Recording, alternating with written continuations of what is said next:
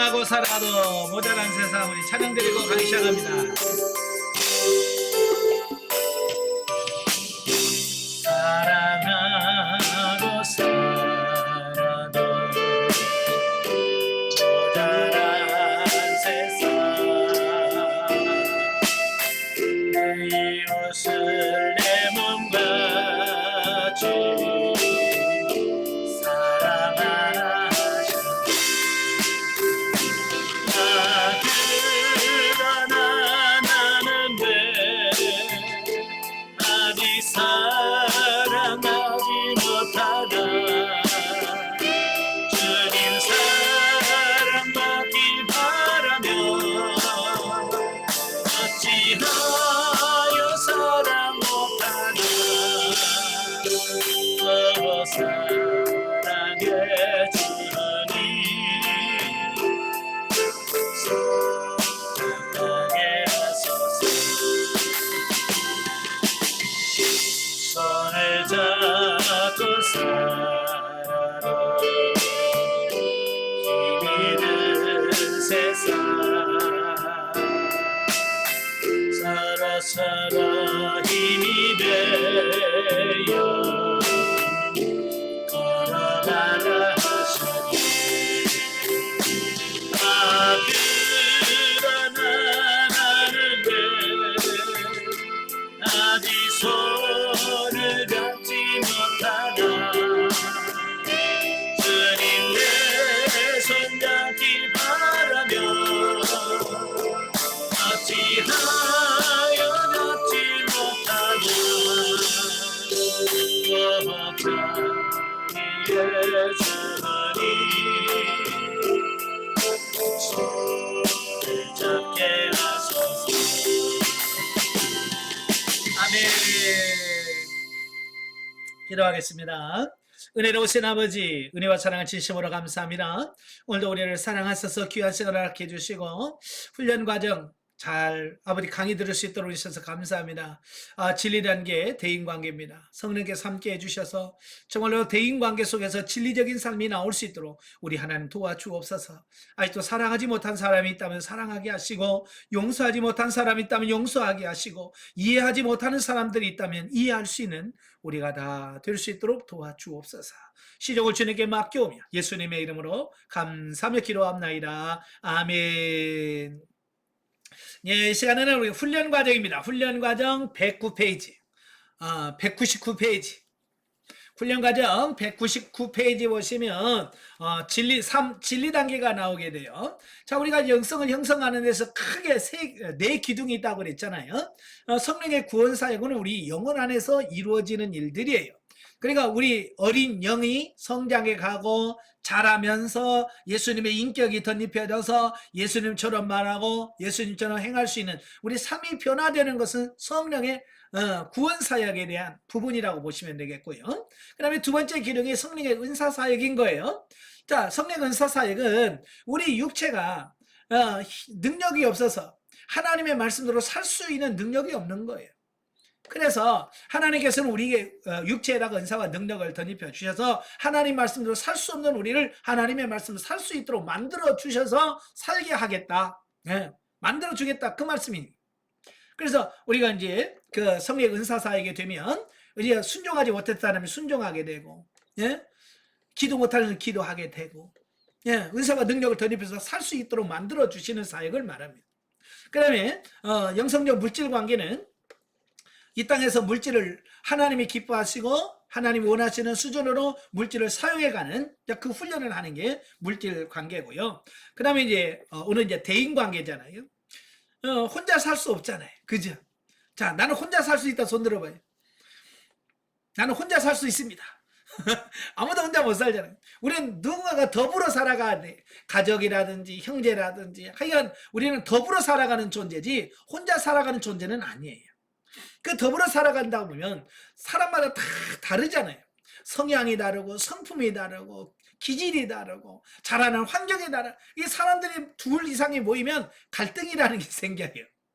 그죠? 그래서 그 갈등이 생길 때 그걸 어떻게 풀고 어떻게 사랑할 것이냐, 참 그걸 우리 사람들이 잘할 것 같은데 잘 못해요.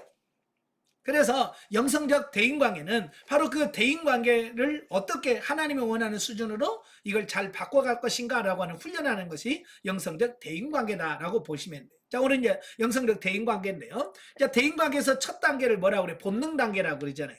이제 본능 단계라고 하는 것은 대인을 관계를 할 때에 하나님의 말씀이나 하나님의 뜻에 의하여 대인 관계가 하는 것이 아니라 그냥 내가 자라고 나면서부터 형성되어진 본성에 의해서 그냥 대인 관계를 하는 것을 본능 단계라고 말합니다. 그래서 내가 기분이 그러면 내 감정이 그러면 그 감정이 그대로 묻어나오고 내 기분이 그러면 기분이 그대로 나오는 어쨌든 그런 단계라고 보시면 되겠죠. 그래서 나한테 잘해주면 나도 잘하고 나한테 잘못하면 나도 같이 쏴대고 이런 게 본능 단계라고 보시면 되겠죠. 자, 그러다가 윤리 단계로 들어가게 되면 이제 윤리 단계는 그 대인 관계 속에 하나님의 개입하시는 것을 느껴요.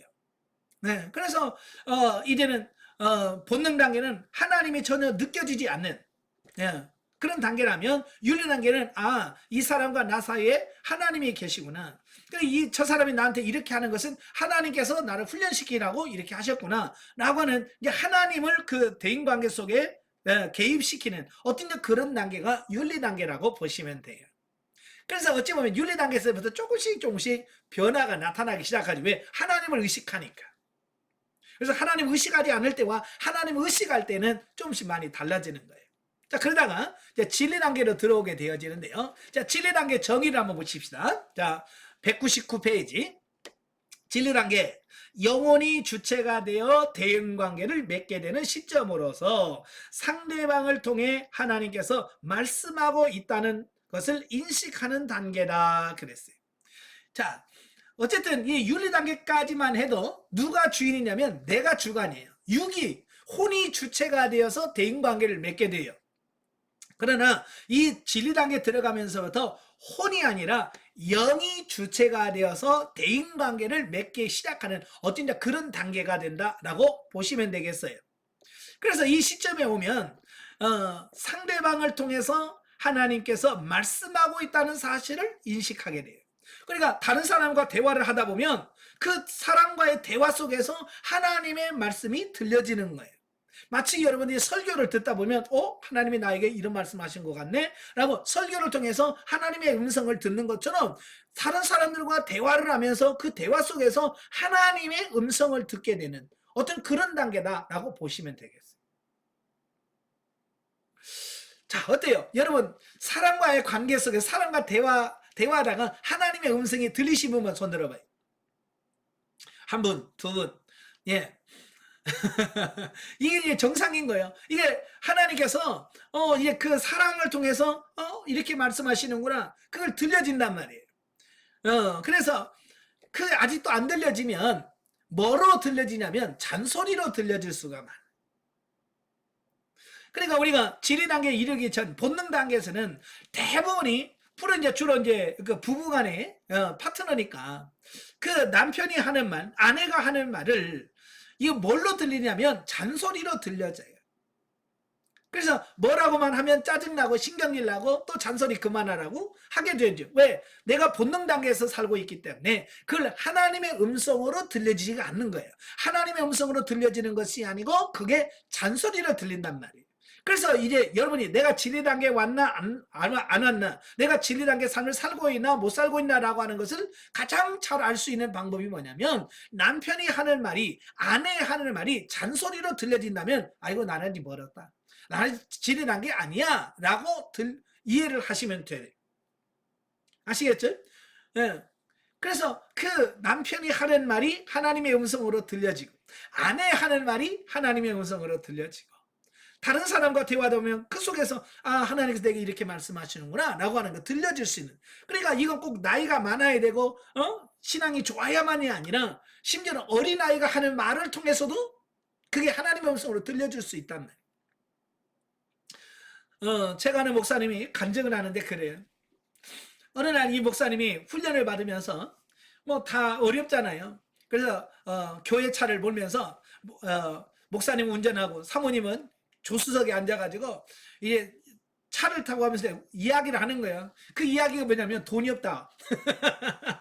돈이 없어서 참 걱정이다. 이제 그러면서 사모님하고 목사님하고 막 돈 때문에 걱정을 하면서 운전을 하고 있는데 갑자기 뒤에서 놀던 그 아들이 갑자기 얼굴을 쑥 내면서 아빠 기도하면 되는데 뭘 걱정해요? 그러더래.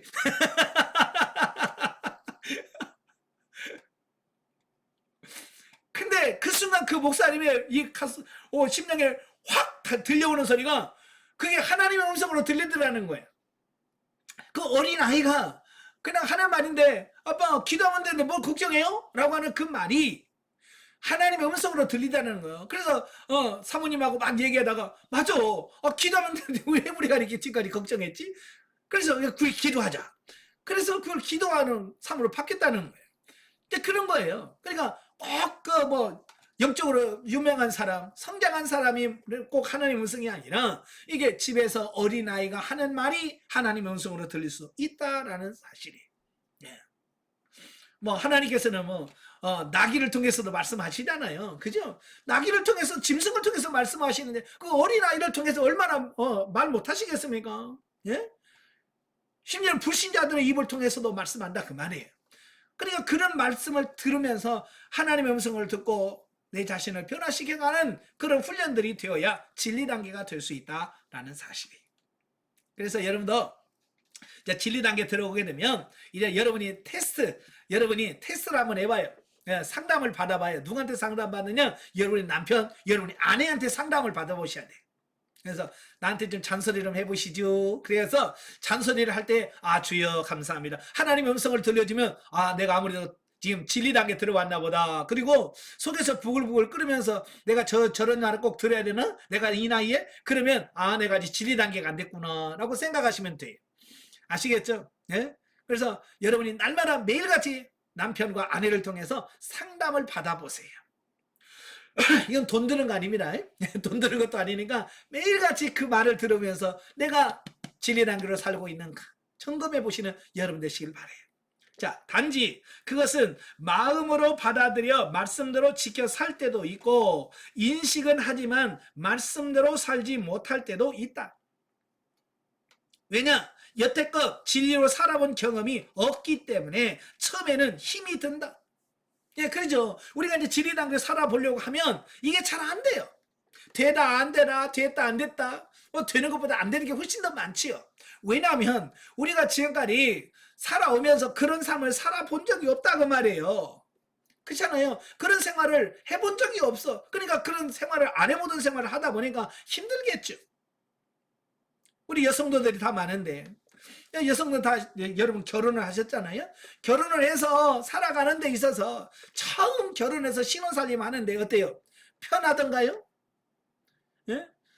편하지가 않죠. 뭔가 다 어설프죠. 뭔가 낯설어요. 내 집인데도 불구하고, 그죠? 신혼집은 내 집인데도 불구하고 처음 가서 밥 할래도 낯설고 빨래를 할래도 낯설고 뭘 해도 낯서는 겁니다. 왜? 처음 살아보는 거니까 그런 거예요.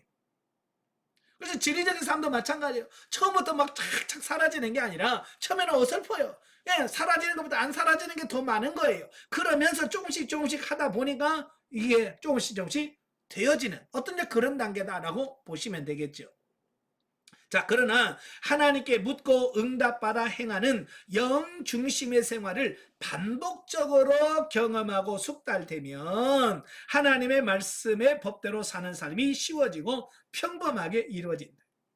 자, 여기서 뭐예요? 반복적으로 경험하며 하면서 숙달돼야 된다라고 말씀해주고 있거든요. 그러니까 처음에는 힘들어도 반복해서 하다 보면 어느 사이에 그게 몸에 배요. 그러면서 이게 생활화가 되어서 이제 훨씬 더 적응하기가 쉬운 거예요. 우리 사람도요, 적응하기 나름이거든요. 처음에는 불편해도 자꾸 하다 보면 그게 불편하게 느껴지지 않습니다. 저도 이제 처음에 이 전주에 내려왔을 때 서울 한번 갔다 오려면 왜 이렇게 멀어? 서울이 굉장히 먼 것처럼 느껴지더라고요. 근데 자주 갔다 보니까 이건 서울이 꼭 이웃 동네 왔다 갔다 하는 것 같아요. 자주 왔다 갔다 하니까 이게 멀다는 생각이 없어지는 거예요. 이게 전에는 이게 굉장히 멀다고 생각했어요. 서울하고 전주는 굉장히 멀다고 생각했는데 지금 자주 왔다 갔다 보니까 이게 멀다는 생각이 안 들어요. 제가 훈련 받을 때도 그랬어요. 제가 98년 2월부터 영성훈련을 시작했는데, 그러니까 저희 집은 인천이었고 훈련은 저 상계동, 서울 저 상계동 끝에 중계동 끝이었거든요. 그러니까 인천에서 그 서울 저 끝 상계동까지 가는데 딱 2시간 걸려요. 집에서 갔다 올게 하고 출발해가지고 그 훈련에 가서 아버지하고 딱 앉아서 기도하면 딱 2시간이에요. 가는 데만 2시간이에요. 2시간. 여러분 생각해보세요. 2시간 동안 전철 타고 덕허덕 간다고 생각하고 그게 얼마나 뭡니까? 그렇잖아요. 처음에 2시간 가는데요. 이 2시간이 엄청 긴 거예요. 예. 가는데 2시간이지 또 오는데 2시간 걸리죠. 4시간은 4시간을 허비하는 거예요. 길에다가. 그러니까 처음에 제가 그것 때문에 갈등한 거예요. 내가 이렇게 가는데 2시간 오는데 2시간 하루에 4시간을 허비하면서 이게 훈련 받을 만한 가치가 있는가라는 고민이 들어오는 거예요. 예. 그래서 하나님 앞에 주님 여기까지 이렇게 가는데 2시간 오는데 2시간 차라리 그 시간에 그냥 집에서 교회에서 기도하면 그게 더 낫지 않을까요? 라고 제가 하나님께 기도했던 게 그런 거거든요. 그러니까 하나님께서 저에게 뭐라고 말씀하시냐면 야 가는데 2시간 기도하면서 가. 오는데 2시간 기도해. 그러면 너는 가는데 2시간 기도하고 오는데 2시간 기도하지? 그럼 너 4시간 더 기도하는 거야.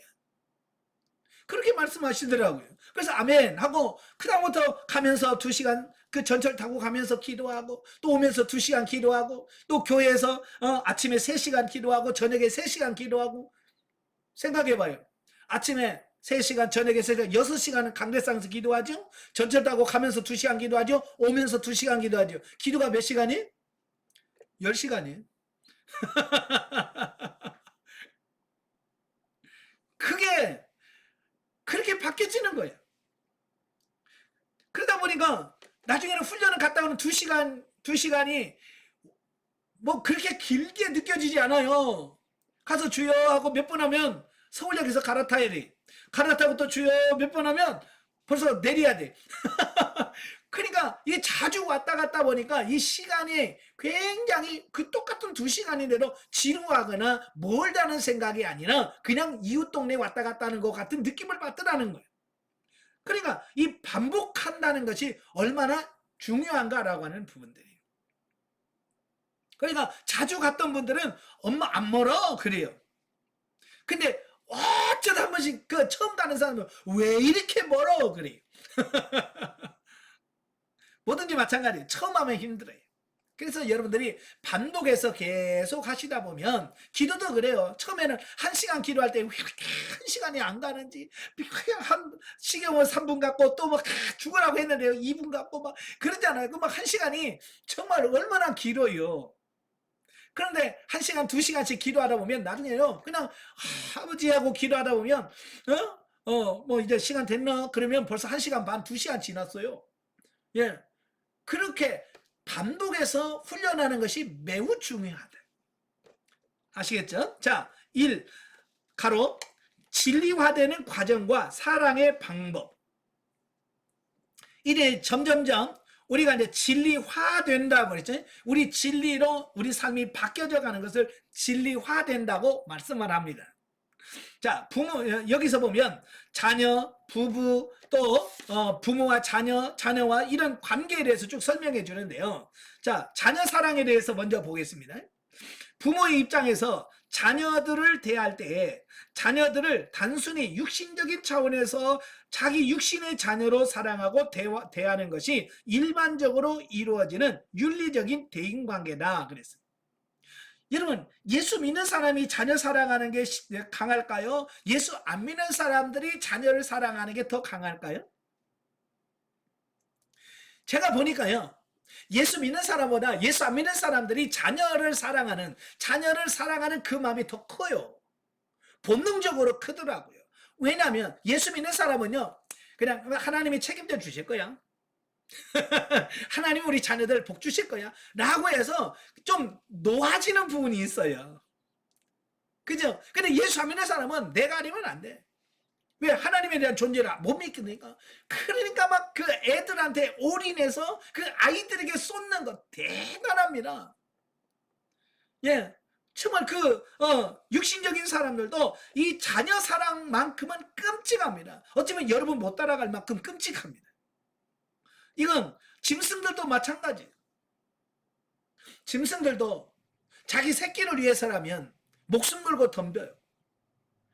제가 자꾸 동물의 왕국 얘기하지만, 예? 그 소도, 예? 자기 송아지를, 예? 사자가 물려가면 그 사자하고 싸운다니까요. 잘못하면 자기가 사자한테 잡혀 먹을 수 있는데도 불구하고 사자한테 덤벼요. 그게 뭐예요? 본능이에요. 새끼를 사랑하는 본능인 거예요. 마찬가지로, 예? 우리 인간들도 이 자식 사랑에 대한 본능이 있습니다. 대단한 거예요. 그러나 여기에서 한 차원 더 올라가면 자녀들이 하나님께서 자신들에게 위탁한 생명으로 보여지게 된다. 다시 말하면 윤리적인 가치관으로 흘러나오던 자녀의 사랑이 진리적인 차원으로 바뀌어지는 것을 말한다. 이것이 윤리 단계에서 진리 단계로 바뀌어져가는 과정이다라고 말씀해주고 있습니다. 그러니까 본능적으로 내 자식이니까 사랑하고 내 자식이니까 이뻐, 이건 본능적인 것뿐이에요.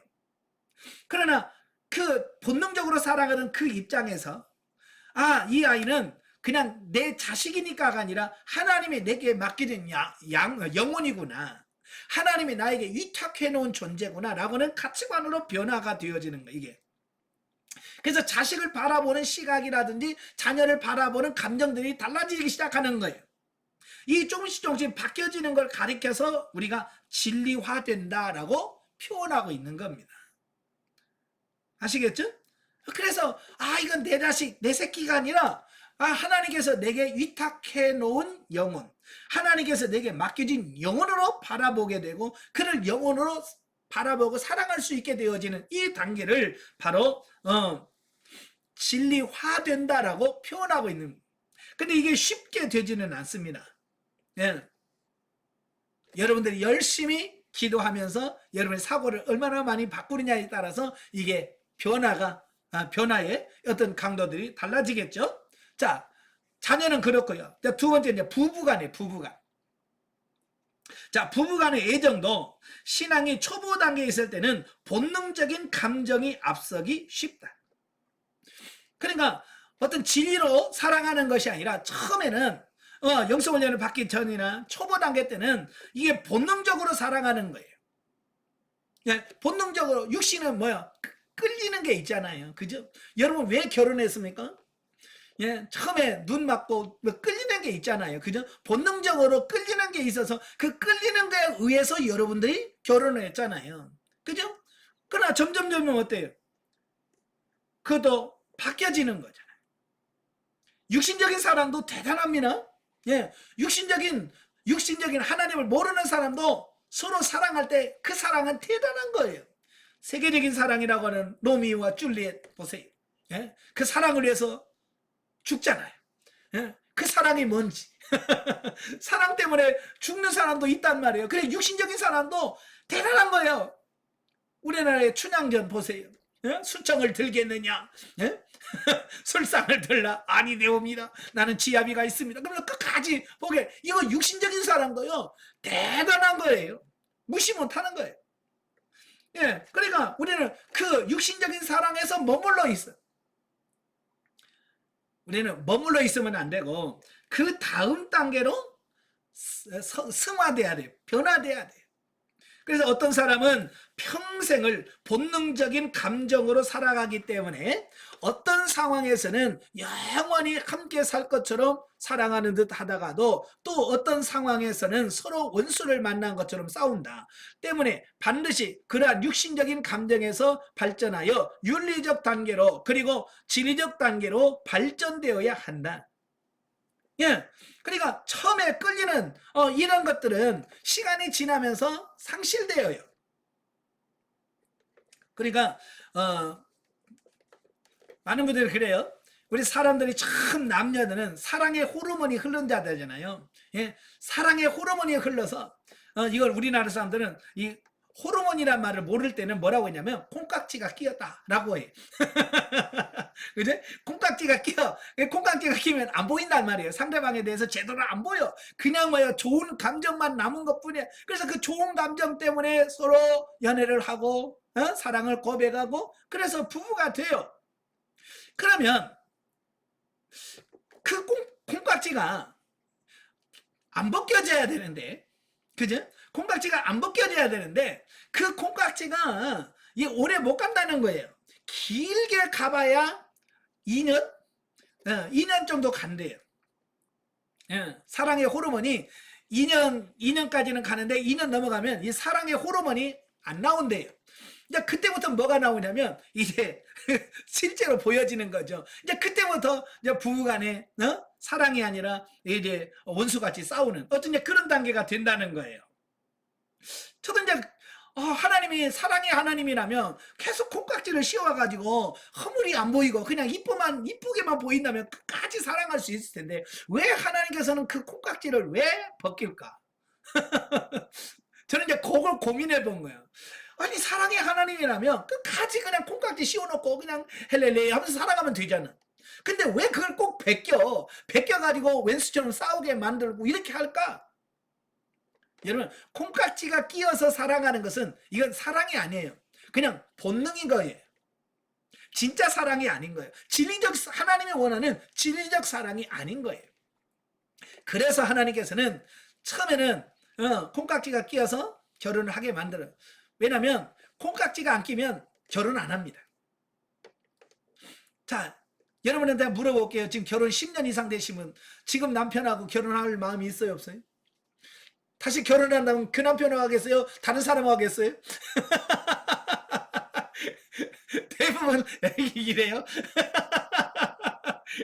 근데 남자들은 다시 한대. 왜요? 그래도 제일 낫대. 네.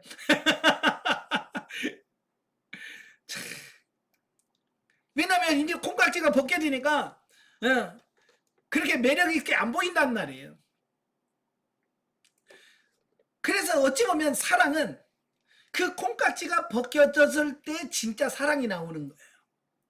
그때 진짜 사랑할 그 사람의 허물이 보여지고 문제점이 보여지고 만일 그럼에도 불구하고 사랑할 수 있는 단계가 그게 진리예요. 이뻐서 사랑하는 것은 본능이에요. 아시겠죠? 나한테 잘해주니까 내가 잘해준다. 이건 본능인 거예요. 진리는 뭐냐면 그 사람이 나한테 못해줘도 내가 그냥 주님의 은혜로 이 사랑으로 사랑하는 거예요. 이게 진리인 거예요.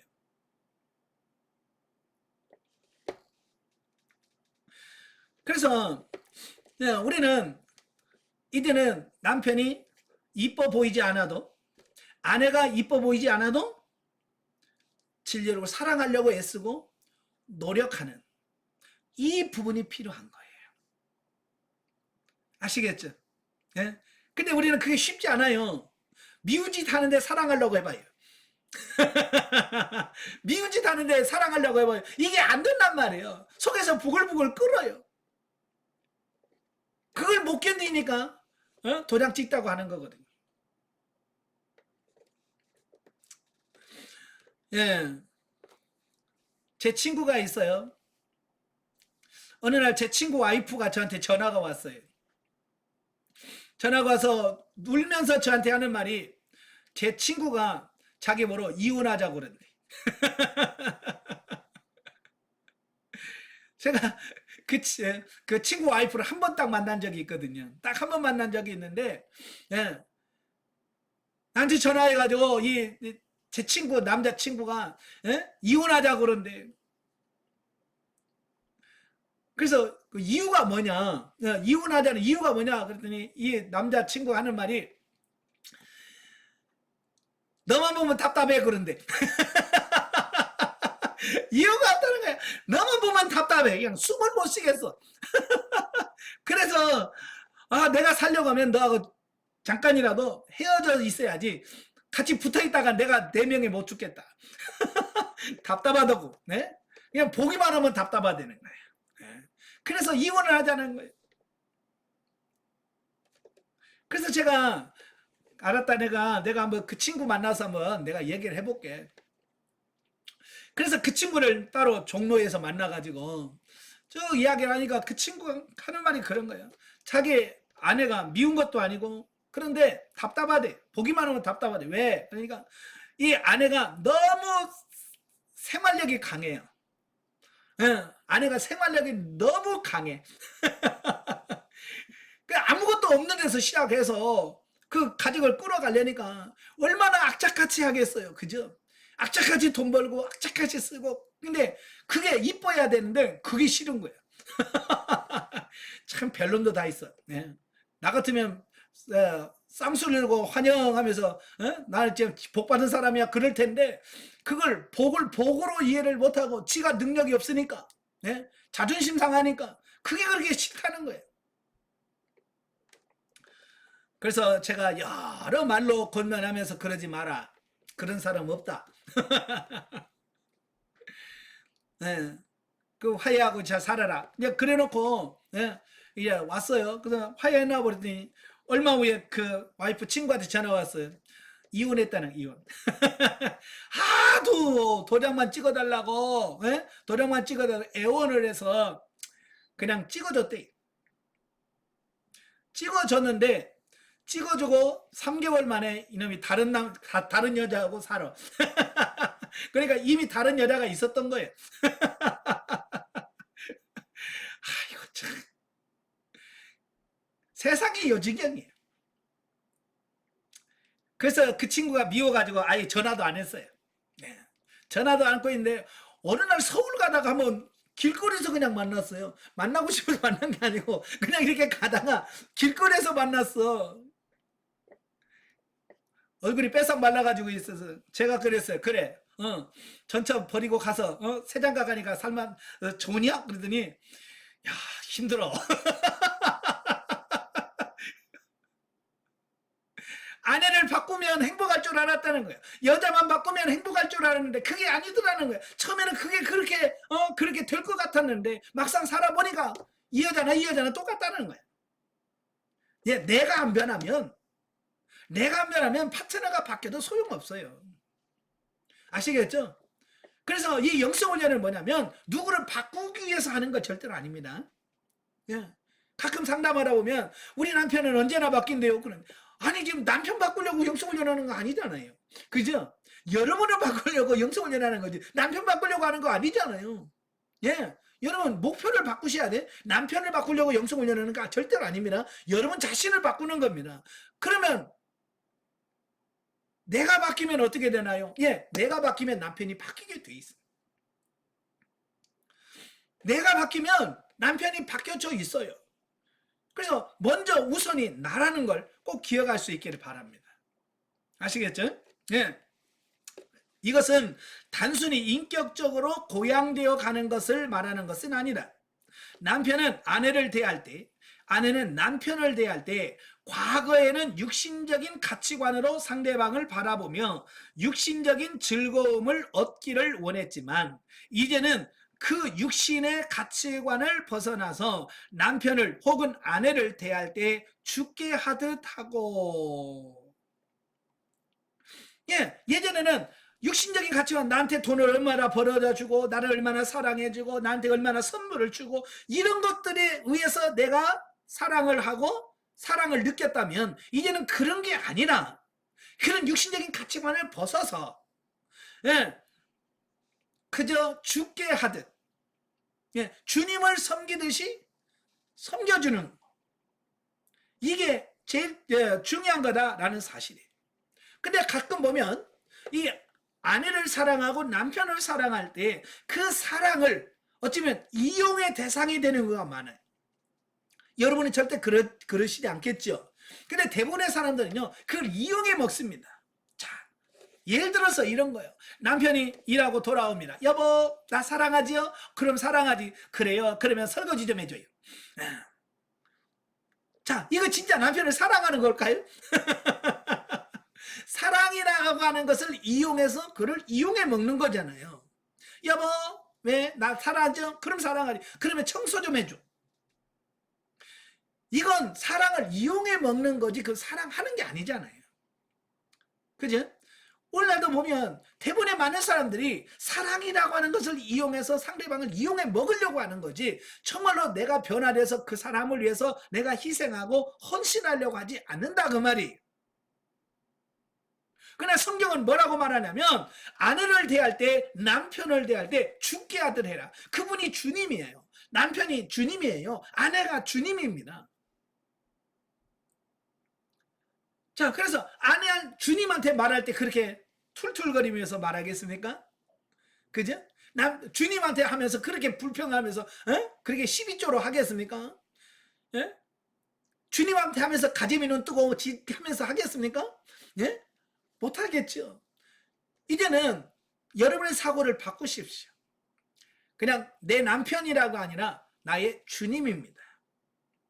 나의 주님으로 해서 주께 하듯이 하고, 아내를 바라보면서도 주께 하듯 해. 그랬을 때 이제 그 삶이 진리적으로 바뀌어져 가는 이런 부분이 돼요.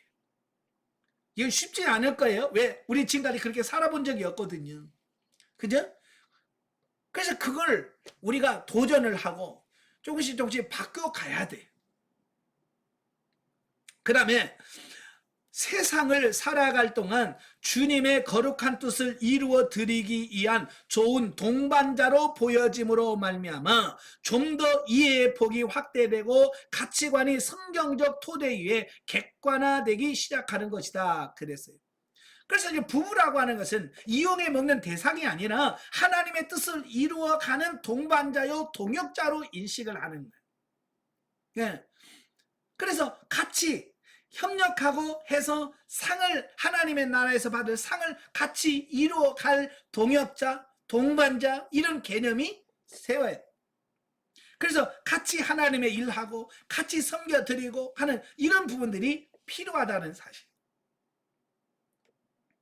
어때요? 그게 좀 됩니까? 그게 돼야 돼요. 가치관들이 조금씩 바뀌어져 가서. 네. 그 다음에 이것이 윤리 단계에서 진리 단계로 바뀌는 과정이다.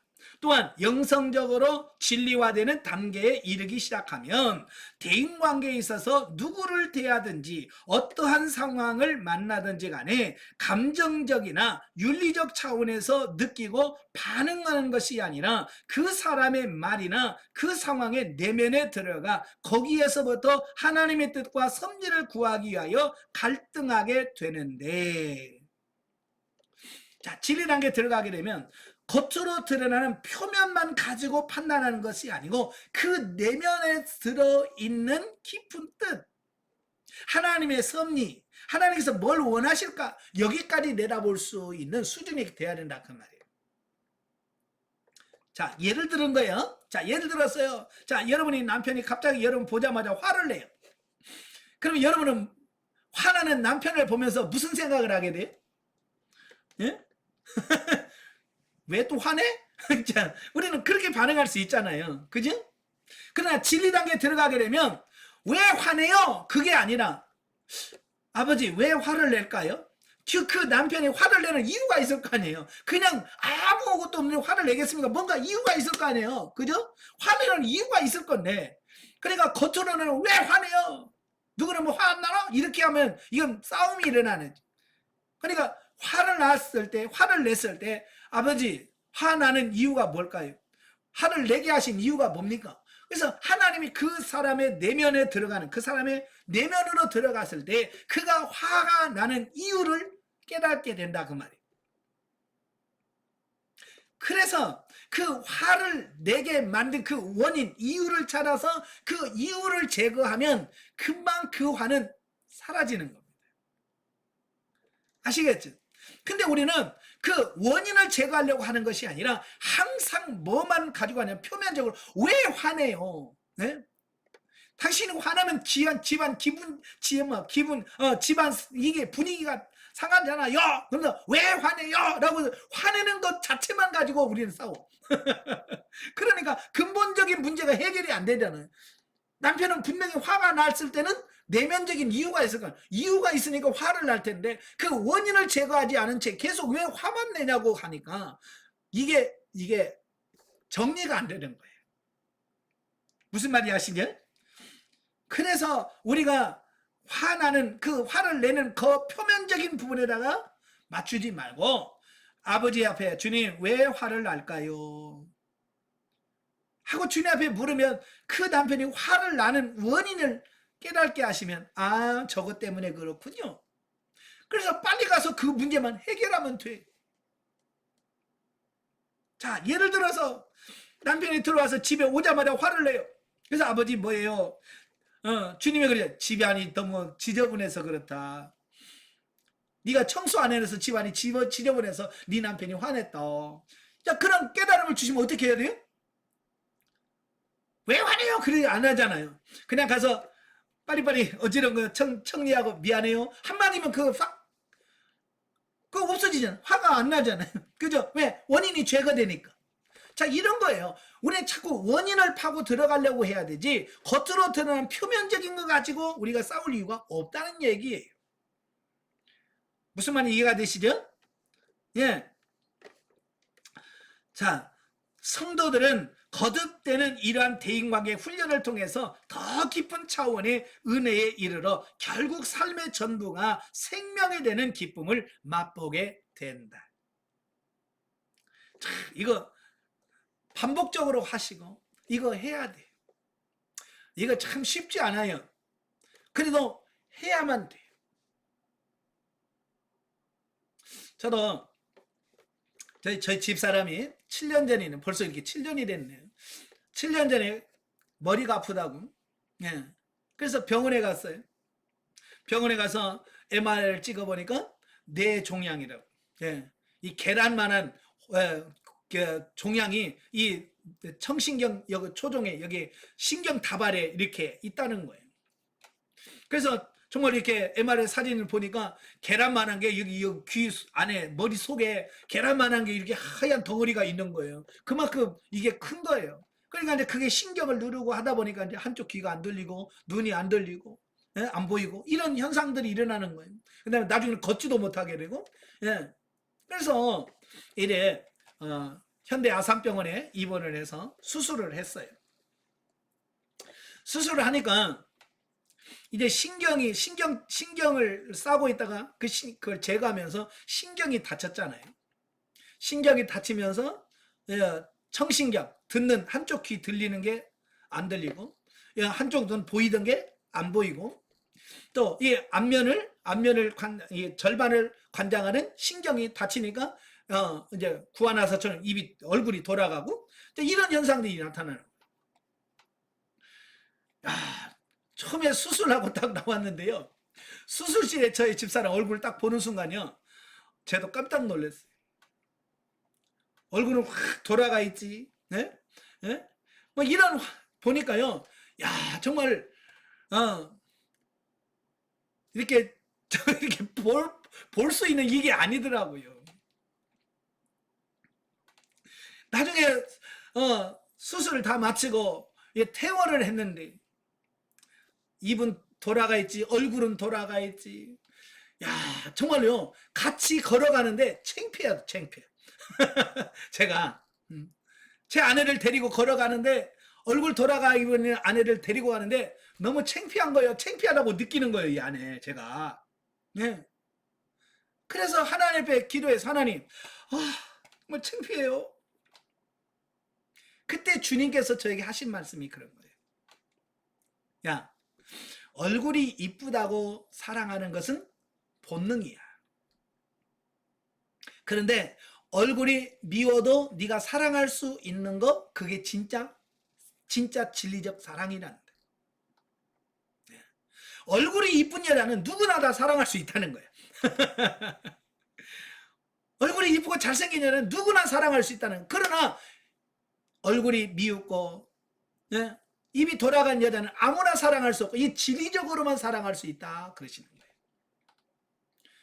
이제부터 네가 진리로 사랑해라. 진리로 사랑해라라고 말씀하시는 거예요. 그래서 예 알겠습니다. 내가 지금까지 육신적으로 사랑했다면 이제는 진리로 사랑하겠습니다. 이게 얼굴이 삐뚤어져 돌아가고 이게 상관이 아니라 정말 그럼에도 불구하고 내 아내로서 천만 사랑할 수 있게 해주세요라고 기도했어요. 그리고 나서 지금 다른 사람한테도 저희 집사람 소개하는 거 부끄럽게 생각하지 않아요. 누구나 봐도 아유 제 집사람이에요. 제 아내예요. 그 처음 사람 이렇게 이성이 쳐다보니 왜?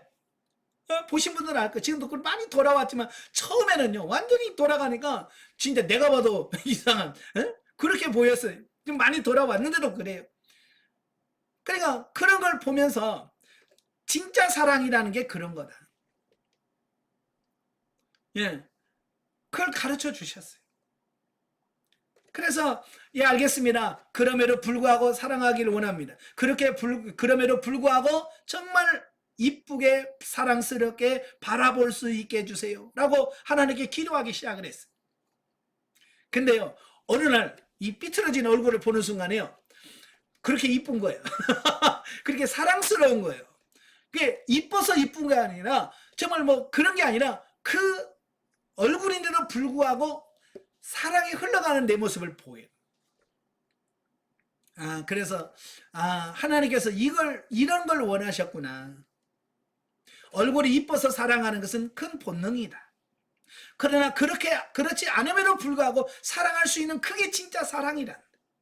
여러분도 마찬가지예요. 남편이 남편다운 삶을 살아갔을 때 여러분 다 사랑할 수 있을 거예요. 돈 많이 벌어다 주고요. 뭐 여러분이 잘해줄 때 여러분 얼마든지 사랑할 수 있어요. 그러나 그 남편이 돈 안 벌어다 줄 수도 있고, 그죠? 여러분에게 상처를 줄 수도 있고, 그럴지라도 내가 사랑할 수 있는 그게 진짜 사랑인데, 많은 사람들은 나한테 돈 잘 벌어다 주고 뭐 할 때는 내가 사랑하고 열심히 잘해줍니다. 그러나 안 되면 사랑하지 않아요. 이건 왜? 본능적으로 사랑하기 때문에 그런 거예요. 우리는 그런 본능적인 사랑의 단계에 머무는 것이 아니라 우리는 진리 단계로 넘어가기를 원하시는 거예요. 아시겠죠? 예? 건강한 남편만 사랑합니까? 나중에 남편이 병들어 누우면 그럼 버리고 갈 겁니까? 아니잖아요. 그럼에도 불구하고 사랑할 수 있는 단계까지 가는 게 이게 진리 생명 단계로 가야 돼. 무슨 말인지 아시죠? 예? 우리는 그래야 돼.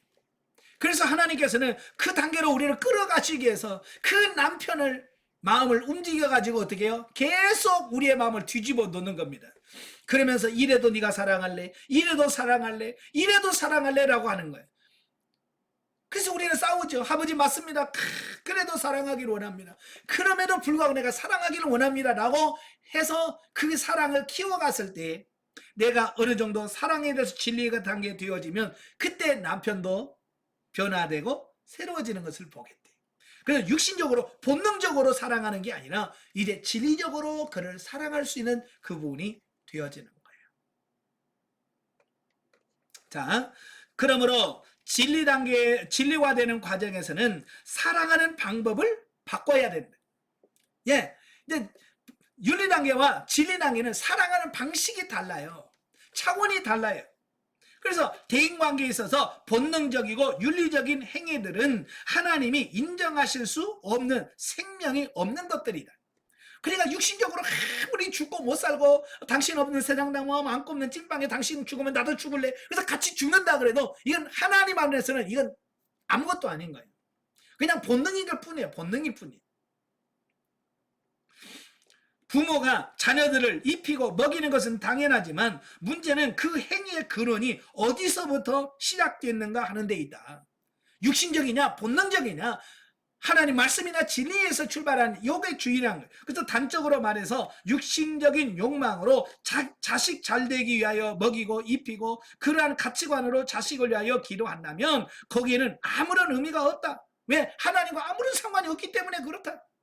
그러니까 내 자식이가 이뻐서 그냥 쪽쪽쪽 빨고 잘 키워봐야 그건 내 본능으로 키운 거기 때문에 하나님하고는 아무 상관없어. 요게 문제예요. 본능으로 한 것은 하나님과는 아무런 상관이 없다는 말이에요. 그래서 성경은 뭐라고? 육신 중심의 삶은 사망이요 영의 삶은 생명이라고 말씀했잖아요. 그러니까 남편을 사랑하든 아내를 사랑하든 누구를 사랑하든 육신 중심으로 사랑하는 것이 아니라 영이 중심에서 사랑하는 그 사랑이 돼야 된다 그 말이에요. 자, 201페이지. 이와 마찬가지로 아내가 남편을 사랑하고 즐거워하는 것은 당연하지만 단순한 육신의 욕망이나 쾌락의 동반자로서 서로를 바라보는 것은 하나님은 원치 않으신다. 네. 이 부부간에도 성적인 욕망에 불타올라서 사랑하는 것은 사랑이 아니에요. 그건 육신의 본능이에요. 하나님은 그걸 원하는 게 아니에요. 정말로 진리적으로 그 영혼을 사랑하고 하나님을 죽게 하듯이 죽게 사랑하듯 사랑하는 그 사랑으로 상대방을 사랑하기를 원하는 게 하나님이 우리 저와 여러분에게 원하는 사랑인 거예요. 우리의 대인관계는 진리 단계로 변화되어야 한다. 진리적인 가치관을 가지고 서로를 죽게 대하듯 함으로 정중하고 아름다운 행위가 우러나와야 한다. 그리하여 그러한 우리의 삶을 통하여 하나님의 뜻이 우리의 가정과 교회와 사회에서 이루어져야만 한다라는 거예요. 우리가 주님께서 가르쳐준 기도를 드릴 때 뜻이 하늘에서 이룬 것 같이 땅에서도 이루어지리다라고 기도하는 것은 성도들의 삶이 이러한 가치관을 가지고 이러한 방법으로 살아갈 때 하나님의 뜻이 이 땅 위에 이루어진다라고 하는 뜻이다라는 겁니다. 여러분이 정말 진리 안에서 바르게 세워지고 바르게 사는 귀한 은혜가 있기를 바랍니다. 아시겠죠? 이제 성경 말씀을 통해서 진리적인 삶이 뭐냐? 어떻게 사는 게 진리냐? 이제 성경적인 말씀을 통해서 한번 보겠습니다. 거기 보면 갈라디아서 5장 13절에서 15절까지 나와 있죠. 형제들아, 너희가 자유를 위하여 부르심을 입었으나 그러나 그 자유로 육체의 기회를 삼지 말고 오직 사랑으로 서로 종노릇 하라. 온 율법은 내 이웃 사랑하기를 내 몸같이 하라 하신 한 말씀에 이루었나니 만일 서로 물고 먹으면 피차 멸망할까 조심하라 그랬어요. 자, 여기서 핵심적인 단어가 하나 나오는데 뭐냐면 서로 종노릇 해라라는 겁니다. 서로 종노릇 해라. 일방적으로 종이 되라는 게 아니라 서로 종노릇 해라. 그래서 영성훈련할 때 부부가 같이 하는 게 제일 좋아요. 왜? 부부가 서로 이런 것을 알고 서로 사랑하려고 하고 섬기려고 해야 이게 조화가 된단 말이에요. 근데 한 사람만 하면 그 한 사람이 일방적으로 막 하다 보니까 지쳐. 여기서 말씀을 듣고 강의를 듣고 그래 사랑하라고 그랬지. 그래서 막 일방적으로 사랑을 막 해요. 근데 상대방은 그게 무슨 말인지 잘 못 알아먹어 처음에는. 예.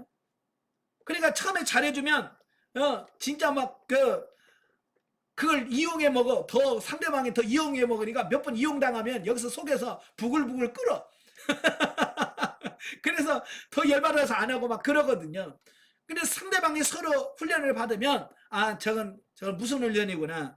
저건 무슨 훈련이구나. 이게 이해가 되어지니까 서로가 조심하면서 서로가 하면서 이게 훈련이 잘 되어지는 거거든요. 그래서 부부가 하는 게 제일 좋아요. 부부가 같이 하면서 이 훈련을 받아가면 이게 서로가 조금씩 되어지니까 좋더라고요.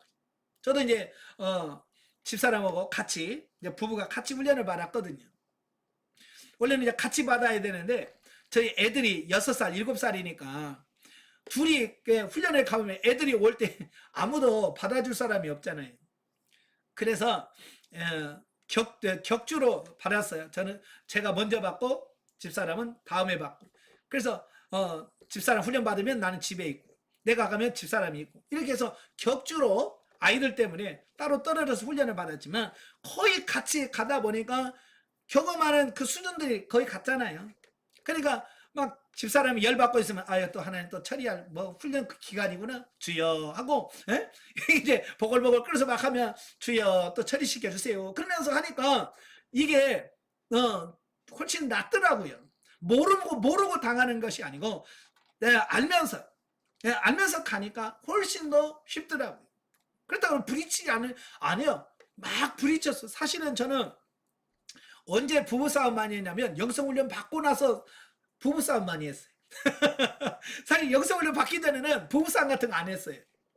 근데 훈련 받고 나니까 속에서 올라오기 시작하는데요. 막 걷잡을 수 없이 올라오는 거예요. 근데 나만 올라오는 것이 아니라 집사람도 같이 올라오는 거예요. 그러니까 그 전까지는 제가 뭐라고 하면 집사람이 아무 말 안 했거든요. 그러니까 나 혼자 성질 버럭 내다가 그냥 푹 꺼져. 왜 반응이 없으니까. 근데요, 이 영성을 받으니까 저희 집사람 안에 있는 게 쑥 올라오는 거예요. 그래서 내가 한마디 하면 안 지고 한마디 해요. 그러면 나도 또 자존심이 있지. 또 한마디 더 해요. 그러면 또 한마디 더 해요. 그러니까 왔다 갔다 막 하다 보니까 큰 소리가 더 나. 영성을 하면서 서로 이 안에 있는 거 처리하니라. 어렸을 때 쌓아놨던, 내 안에 포장되어 놨던, 내 안에 잠재려던 참 안에 있는 쓴뿌리 같은 것들이 너무너무 많은 거예요. 왜? 우리는 지금까지 목회하면서 성도들한테 할 말 못할 말, 다 그 억울한 것들이 너무 많잖아요. 그죠? 전도사라서 어제 누구한테 화도 못 내겠고, 누구한테 뭐라고도 못하겠고, 그걸 꾹꾹 쌓아놓은 게 이 안에 엄청나게 많은 거야. 그게 나만 있는 거야. 저희 집사람도 사모로서 얼마나 또 그 세계에서 얼마나 많은 상처가 있습니까? 그걸 꾹꾹 참아왔는데 하나님께서 그걸 터뜨리시는 거예요. 그냥 툭 터뜨리니까 막 이게 막 서로 나 올라오지, 집사람 올라오지. 그러니까 막 이게 1차 감정 처리 기간 때는 완전 진짜 남북 전쟁이 일어난다니까요. 근데 막 올라와서 막 하거든. 이제 왜 그런지 알잖아요. 그러니까 이제 또 가가지고 각자, 나는 강대상으로 하고 집사람은 방에 앉아가지고 주여 처리시켜 주세요. 이 쓴뿌리 처리시켜 주세요. 왜 아니까. 그러니까 그게 오래 안 가고 또 처리가 되고, 이 처리가 되면서 금방 훅 했다가도 다시 또 처리가 되고, 이런 부분을 부부가 하는 게 제일 중요해요. 그러니까 서로 종로를 하라고 말씀하잖아요. 서로 종로를 하라. 그러니까 섬김을 받으려고 하지 말고 섬기는 자가 돼야 된다. 서로 섬기는 자가 돼야 돼. 근데 부부간에도 갈등이 뭐예요? 대접받으려고 하니, 섬김을 받으려고 하니까 문제가 생기는 거잖아요. 그래서 이제는 우리가 대접을 받으려고 하는 것이 아니라 서로 대접을 하는, 그런 삶이 되어야 돼. 아시겠죠? 자, 그 다음에 보면 에베소서 5장 21절부터 6장 9절에 보면 이 부부관계에 대해서 정말 기가 막히게 잘 설명해 놓았어요. 자, 거기 보면 그리스도를 경외함으로 피차 복종하라. 아내들이여 자기 남편에게 복종하기를 주께 하더라. 이는 남편이 아내의 머리됨이 그리스도께서 교회의 머리됨과 같음이니 그가 친히 몸의 구주이시니라. 그러나 교회가 그리스도에게 하듯 아내들도 범사에 그의 남편에게 복종할지니라. 아멘. 자, 여기서 아내들에게 먼저 사도 바울이 권면합니다. 아내들아, 남편에게 뭐하라? 복종하기를 주께 하듯 해라. 제가 강의하면서 이야기를 하니까 어느 여집사님이 저한테 성질을 버럭내면서 목사님이 남자라고 맨날 여자만 복종하라고 그래요? 그러더라고. 아니, 제가 남자라서 아내들아 남편에게 복종하라고 하겠습니까? 성경에 나와 있잖아요. 그죠? 제가 남자라서 이 이야기 하는 게 절대 아닙니다. 예. 서로 남자는 남자로서의 역할이 있고 여자는 여성으로서 있는 거예요.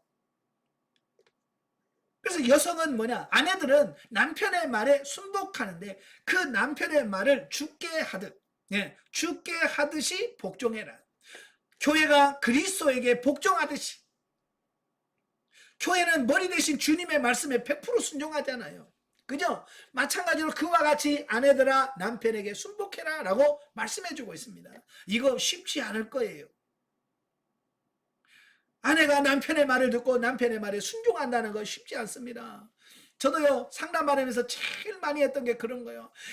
못 믿어요, 남편을. 제가 남편을 못 믿어. 남편 좀 말 좀 들어요. 그래, 못 믿어요. 지금까지 남편 말 들었다가 얼마나 망한 줄 알아요?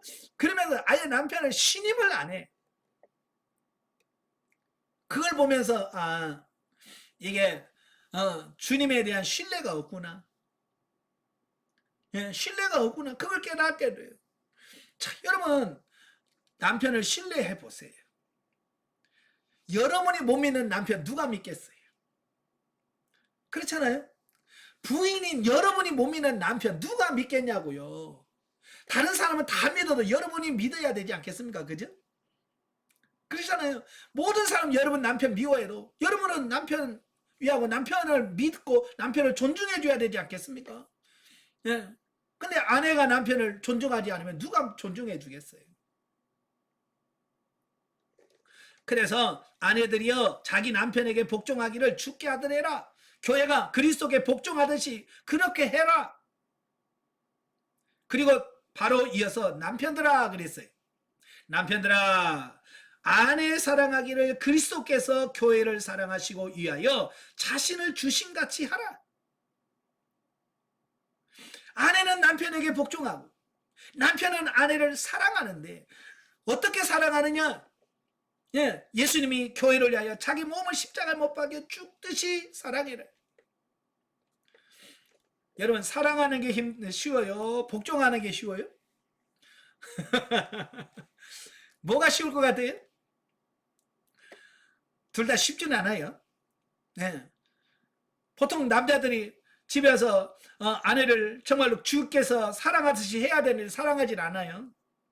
일하고 왔다고 집에서 대접받으려고 그러고 다 상 차려놓으면 그거 다 하고 대접받으려고 하니까 이제 문제가 생기는 거예요. 그래서 남편들이 대접받는 걸 포기하고 아내를 사랑하면 집안은 화평해요. 그러니까 이거 서로 상대방이라니까요. 상대적이에요. 아내는 아내 역할을 하고 남편은 남편의 역할을 잘 하면 그 가정은 되는 거예요. 근데 그게 서로가 안 되니까 지금 가정에 문제가 생기는 거 아니겠습니까? 근데 여기서 왜 그러면 사도 바울이 부부관계를 왜 여기서 이렇게 강조할까라고 하는 거예요. 여러분 이 부부관계는 하나님과의 하나님과 신자의 관계의 모형이요 비유라고 하는 거예요. 그러니까 여기를 보세요. 그냥 아내들아 남편에게 복종해라 라고만 하면 되는데 그게 아니고 교회가 그리스도가 교회의 머리된 것 같고 교회가 그리스도께 하듯이 남편에게 복종해라. 꼭 이걸 가지고 이 부부관계를 교회와 연결시켜서 설명하고 있는 거예요. 그러니까 이 부부관계는 영적인 뭔가가 있다는 것을 우리에게 말씀해주고 있는 거예요. 그냥 단순히 부부관계는 그냥 부부 남녀와의 관계가 아니라 하나님과 우리와의 영적인 관계가 같이 얽혀 있다라고 하는 것을 말씀해주고 있는 거예요. 그래서 이 부부 사이 아내와 남편이 진리적으로 바르게 세워졌을 때 결국은 하나님과도 진리적인 관계가 형성이 되는. 그러니까 이 부부관계가 잘 되는 가정은 하나님과도 영적인 관계가 아주 잘 돼요. 근데 이 부부관계가 안 된 사람은 하나님과 관계가 안 되더라고요.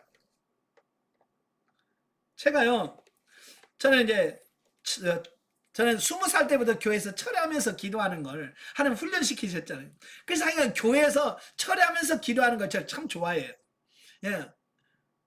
근데 교회에서 철회를 하다 보면요. 그 교회에 나오는 집사님, 권사님들이 나와서 밤새 기도하고, 이제 그러면서 자고 이제 이러거든요. 근데요. 한결같이 교회에 나와서, 밤에 철야기도 하시는 권사님, 집사님들 보면 문제가 있어요. 부부관계가 안 좋아. 그게 참 희한한 거예요. 부부 사이가 안 좋은 사람들은 철회한다고 와요. 부부관계가 좋은 사람들은 안 와. 그러니까 이분들이 부부관계가 안 좋으니까 교회 와서 맨날 뭐하냐 신세타령을 아버지 하면서 울면서 신세타령하고 있는 거. 그냥 울면서 기도하고 그런 대로 이 하나님의 관계도 안 풀리고 가정에도 안 풀리고 뭐도 안 풀리더라는 거예요. 제가 고민하는 게 그거였어요. 왜 저렇게 매일같이 와서 철야기도 하는데 왜 집에는 문제가 안 되고 부부와는 문제는 안 풀리고 왜 그럴까? 저는 영성훈련을 하기 전에 그게 문제를 잘 몰랐어요. 왜 그런지를 몰랐어요. 그런데 영성훈련하고 나서 이 영적인 비밀을 딱 알고 보니까 아 그렇구나. 부부관계는 결국 하나님과 나와의 관계를 모형적으로 보여주는 거예요. 성경에서 뭐라고 그랬어요? 하나님은 나의 남편이 되고 우리는 그의 신부라고 그랬어요. 무슨 말인지 아시죠? 하나님은 우리의 남편이고 우리는 신부인 거예요. 부부관계로 설명해 주고 있어요.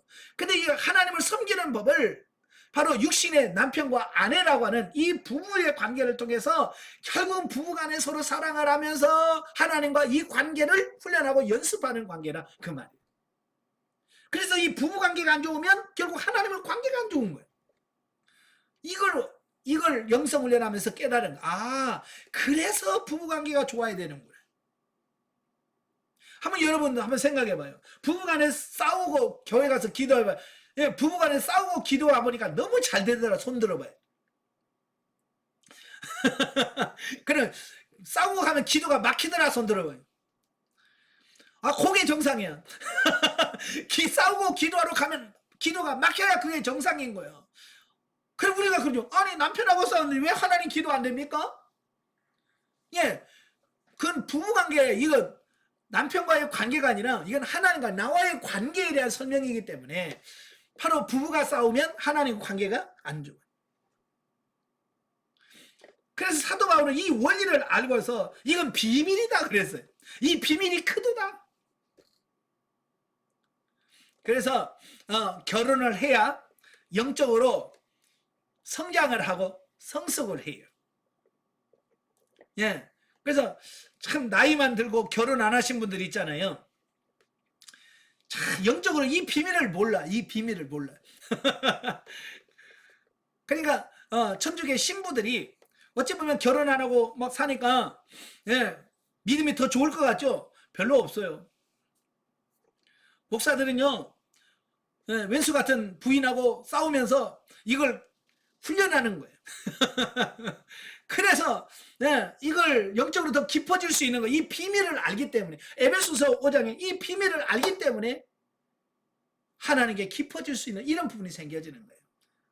이걸 아는 사람만 그래요. 모르는 사람들은 안 그래요. 자, 그래서 맨 밑에 보면 그렇잖아요. 그 아내와 합하여 그 둘이 한 육체가 될지니 이 비밀이 크도다. 내가 그리스도와 교회에 대하여 말하노라. 예. 부부가, 육신인 부부가 한 몸이 되는 것은 바로 하나님과 내가 하나 되는 것을 비유하고 있어요. 그래, 이건 뭐예요? 이건 비밀이다. 이 원리를 잘 깨달으시기를 바랍니다. 아시겠죠? 그래서 여러분의 가정에서 부부 관계가 좋아야 돼. 아시겠죠? 남편과 아내의 관계가 좋아야 돼. 그래야 하나님과의 관계도 잘 된다. 자, 넘겨서. 자, 그 다음에 이제 부모의 관계를 설명하고 있어요. 자녀들아, 너희 부모를 주 안에서 순종하라. 이것이 옳으니라. 내 아버지와 어머니를 공경하라. 이것이 약속 있는 첫 계명이니 이는 내가 잘되고 땅에서 장수하리라. 이 부모도 역시 부부관계와 마찬가지로 영적인 관계를 설명하고 있어요. 하나님을 우리가 뭐라고 불러요? 아버지라고 부르죠. 부모님으로. 그래서 어찌 보면 육신의 부모님은 보이지 않는 하나님의 대리인으로, 하나님께서 그 부모를 공경하면서 뭘 배우냐? 하나님을 공경하는 법을 배우도록 되어 있어요. 왜냐하면 보이지 않는 하나님을 어떻게 섬겨야 돼요? 보이지 않는 하나님을 어떻게 잘해요? 모르죠. 그런데 보이는 부모에게 잘하면서 결국은 보이지 않는 하나님 앞에 하는 것을 배운다는 말이에요. 그래서 육신의 부모에게 불효하면서 하나님한테 잘한다? 이건 안 맞는 말이에요. 육신의 부모한테 잘하면서 결국 하나님한테 공경하는 법을 배우는 겁니다. 그래서 이런 원리를 알아야 돼요. 원리. 아시겠죠? 그래서 육신의 부모를 잘 섬기지 못한 사람은 결국 영적 부모이신 하나님을 제대로 못 섬기는 거예요. 제일 안타까운 게 뭐냐면 육신의 부모 내팽개치고 교회 가서 막 열심히 하는 사람들 보면, 예전에는 제가 그 사람들 보면 대단하다고 생각했었거든요. 야, 정말 저 사람 믿음 좋다라고 생각하는데 지금은 전혀 그렇지 않아요. 하나님 잘 섬겨야 돼요. 교회에서 열심히 봉사해야 돼요. 그러나 그만큼 중요한 게 뭐예요? 육신의 부모님한테 잘하는 거, 그게 중요한 거예요. 육신의 부모 못 섬기면서 하나님 잘 섬긴다? 이건 거짓말인 거예요. 요한일서 4장 20절에 말했잖아요. 보이지 않는 형제를 사랑하지 못하면서 어떻게 보이지 않는 하나님을 사랑한다고 말할 수 있냐. 그래서 여러분, 보이지 않는 하나님 사랑 하려면 눈에 보이는 부모부터 사랑하세요. 아시겠죠? 예. 우리 여성도들은 시자 들어가면 무조건 싫다고 하는데 이제는 그걸 초월하셔야 돼요. 예. 예. 정말 시어머니나 친정어머니나 똑같이 존중하고 사랑하시고 우리 남편들은 예?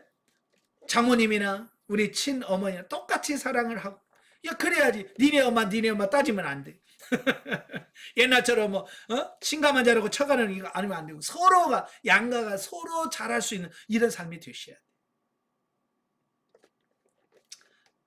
자, 그다음에 자녀와의 관계를 말씀하죠. 아비들아 너희 자녀를 노엽게 하지 마라. 여기서 노엽게 하지 말라는 말은 뭐예요? 예? 아이들을 자기 감정대로 아이들을 하지 말아라는 얘기예요. 예전에는 보통 자식을 부모의 소유로 많이 인식을 했어요.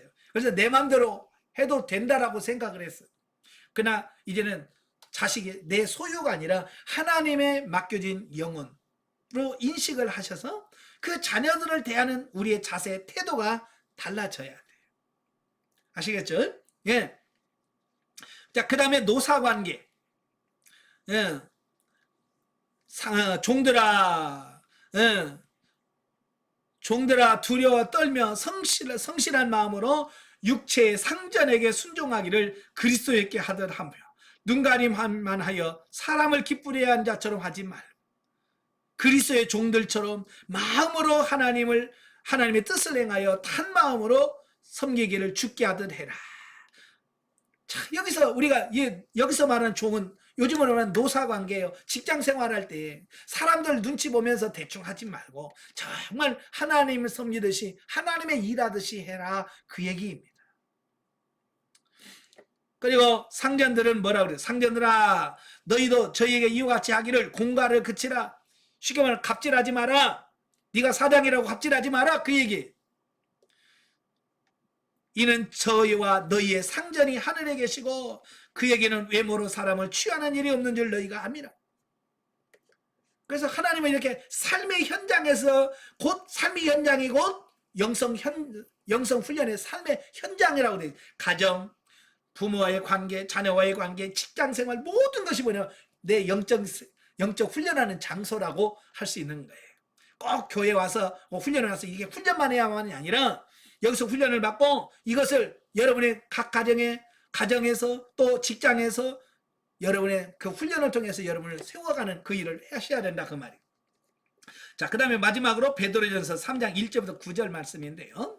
자, 여기서는 그 사도 바울이 말한 말이나 베드로 사도가 말한 말이 거의 비슷해요. 예, 여기서는 이제 영혼을 단장하는 법, 자기 영혼을 아름답게 단장하는 법에 대해서 사도 베드로가 설명해 줍니다. 자, 여러분 보세요. 자, 자기 영혼을 어떻게 하면 아름답게 꾸밀 수 있을까? 신부단장이라고 하잖아요. 신부단장을 어떻게 할 수 있을까? 1절에 보세요. 아내든 자들아 이와 같이 자기 남편에게 순복해라. 사도 바울이 말했던 아내들아 남편에게 복종은 똑같은 말이에요.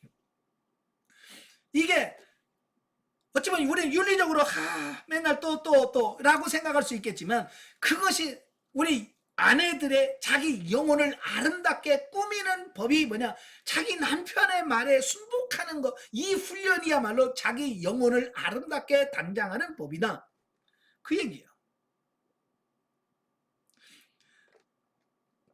자, 사람들이 단장을 하는데 뭐만 단장하느냐 외모만 단장하더라. 외모.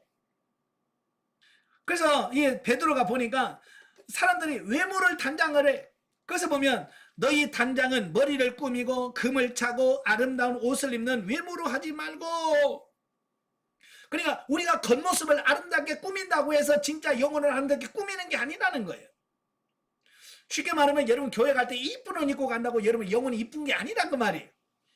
그냥 옷만 이쁜 거예요. 아시겠죠? 예, 그렇다고 안 좋은 옷 입고 가라는 말이 아니고 그게 외모를 꾸민다고 그게 진짜 내가 아니라는 얘기예요. 그래서 머리를 꾸미고 금을 차고 아름다운 옷으로 입는 외모로 하지 말고 그 뒤에 오직 마음에 숨은 사람을 그랬죠. 오직 마음에 숨은 사람 뭘까요? 그래서 오직 마음에 숨은 사람 뭐예요?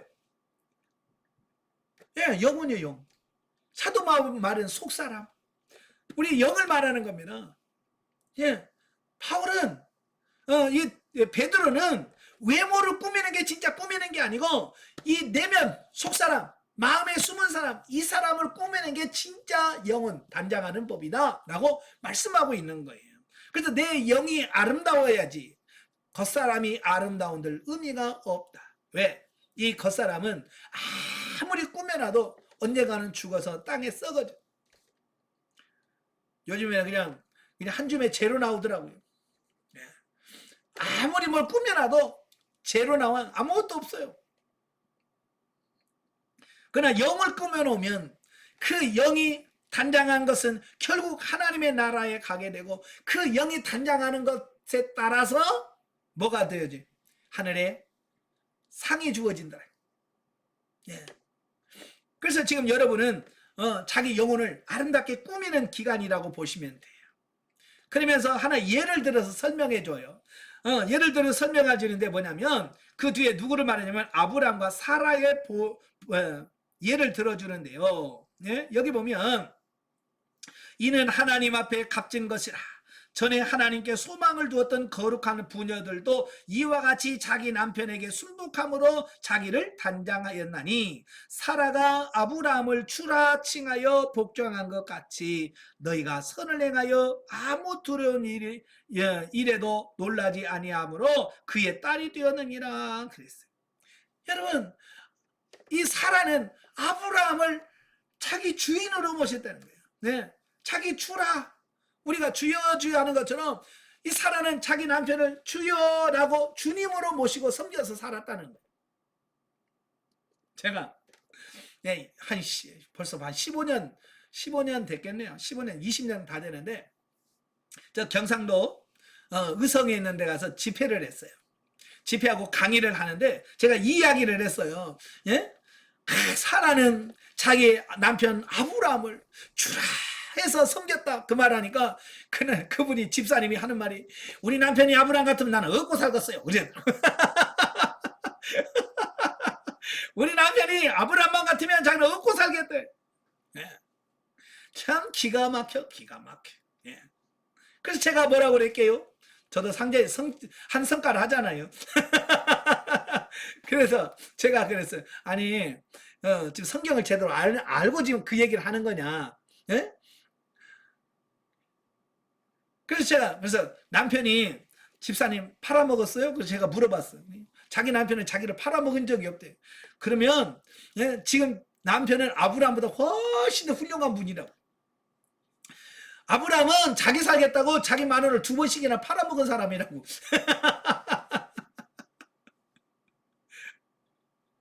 그러니까 실체를 모르니까 그런 오해를 하는 거예요. 아브라함은 애굽에 내려가서 자기 살겠다고 바로하고 자기 마누라하고 결혼시켜준 사람이요. 그리고 그 몸값까지 다 받아먹은 사람이요. 또 그랄에 가서도 그랄랑 아비멜렉하고 또 결혼시켜주고 또 다 받아먹은 사람이 2번씩이나 자기 마누라 팔아먹고 돈 받은 사람이요. 아브라함이. 하나님이 지켜주셨으니까 망정이지. 하나님이 안 계셨어 봐. 얼마나 배신감 느끼겠어요. 그렇잖아요.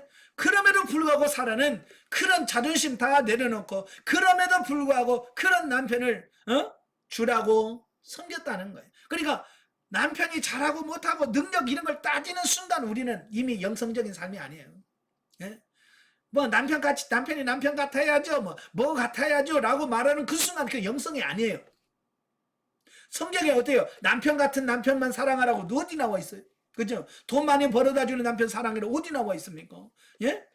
높은 신분이 있어야 존경해라 어디 나와 있으면 아니에요. 그냥 남편이란 그 하나만 가지고 존중하고 순복해야 되는 거예요. 그러면 남편들은 뭐예요? 남편들아 이와 같이 지식을 따라 너희 아내와 동거하고 저는 더 연약한 그릇이요 또 생명의 은혜를 유업으로 함께 받을 자로 알아 귀히 여기라. 이는 너희 기도가 막히지 아니하게 하리 함이라. 예, 남편들은 사도 바울은 뭐라 사랑해라 그랬죠. 여기서 귀히 여겨라. 아내를 종처럼 하대하지 말고 귀하게 여겨라. 사랑해라. 그 얘기를. 그래서 서로 아내는 남편에게 순복하면서 자기 영혼을 아름답게 꾸미는 거고, 남편은 아내를 사랑하면서 자기 영혼을 꾸미는 거예요. 이게 누가 손해보는 건 절대 아닙니다. 그죠? 나한테 이렇게 해주면 나만 손해게요? 아니요. 절대 나만 손해 아니에요. 아까 에베소서 말씀이 나오잖아요. 자기 아내를 사랑하는 자는 자기를 사랑하는 것이다. 예. 자기 아내를 사랑하는 것은 곧 자기를 사랑하는 거래. 여러분이 남편을 사랑하면요, 남편을 사랑하는 것이 아니라 자기를 사랑하는 거예요. 결국 자기를 위해서 하는 거예요. 누구를 위해서 해주는 거 아닙니다. 예? 남편을 위해서 순복하라는 게 아니라 나를 위해서 순복하라고 하는 거예요. 아내를 사랑해라. 아내를 위해서가 아니에요. 나를 위해서 사랑하는 거예요. 그래서 서로 영혼이 아름답게 꾸며가는 저와 여러분이 되시기를 주로 축원합니다. 기도하겠습니다. 은혜로우신 아버지 감사합니다. 오늘도 우리 대인관계 진리 단계를 한번 살펴보았습니다. 우리는 머리는 알 것 같지만 우리 실제적으로 이게 실제가 잘 안 됩니다. 이제는 이론이 아니라 실제가 되어지게 하시고 저의 삶 속에서 아내는 남편의 말에 순복하고 남편은 아내를 사랑함으로 정말 하나님과의 영적인 관계가 온전히 회복되어져 가는 우리 모두가 될 수 있도록 주님 도와 주시옵소서. 예수님의 이름으로 감사하며 기도합나이다. 아멘. 하나님께 드립니다.